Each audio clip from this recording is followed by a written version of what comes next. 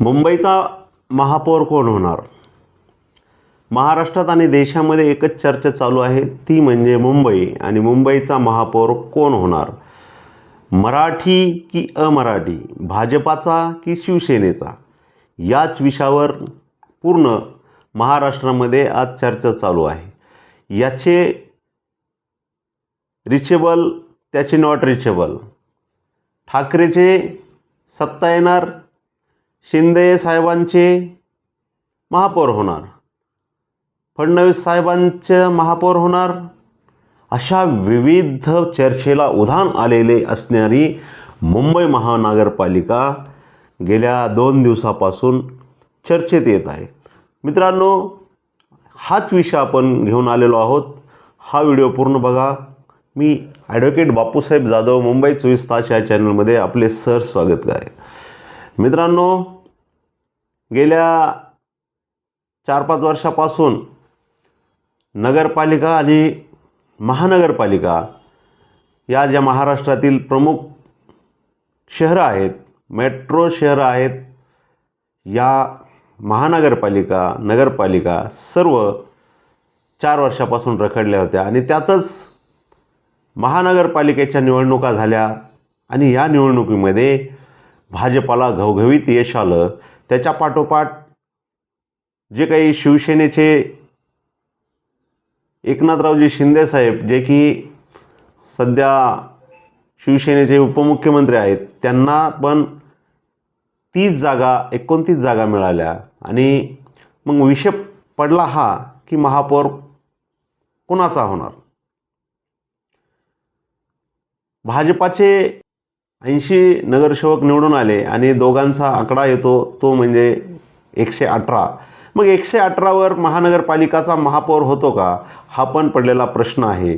तर नक्कीच होतो, परंतु एकट्या भाजपाच्या जीवावर मुंबई महानगरपालिकेचा महापौर होऊ शकत नाही, हे पण तेवढंच खरं आहे. आणि याच चर्चेला उधाण मुंबईमध्ये, महाराष्ट्रामध्ये आणि देशामध्ये चालू आहे. कारण ठाकरे सेनेकडे तुल्यबळ नसलं तरी ते निर्णायक मतदान आहे.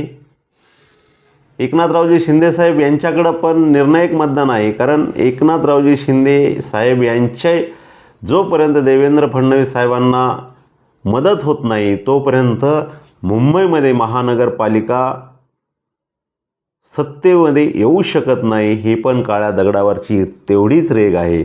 म्हणून कुणी सांगतंय ठाकरेची महानगरपालिका येणार, कुणी सांगतंय शिंदे साहेबांकडे येणार, कुणी सांगतंय भाजपकडे येणार. तर मित्रांनो, त्याचं विश्लेषण असं आहे की नक्कीच देवेंद्र फडणवीस यांना एकनाथरावजी शिंदे साहेब यांचा पाठिंबा घेतल्याशिवाय काहीही होऊ शकत नाही. आणि जो काही महापौर आहे तो मुंबईचा महापौर या दोघांच्या सहकार्यानेच होणार. म्हणून मित्रांनो, आपल्याला या इलेक्शनमध्ये, या निवडणुकीमध्ये सामदाम दंड ह्याचा वापर होऊन महाराष्ट्रामध्ये सर्वच पक्षांनी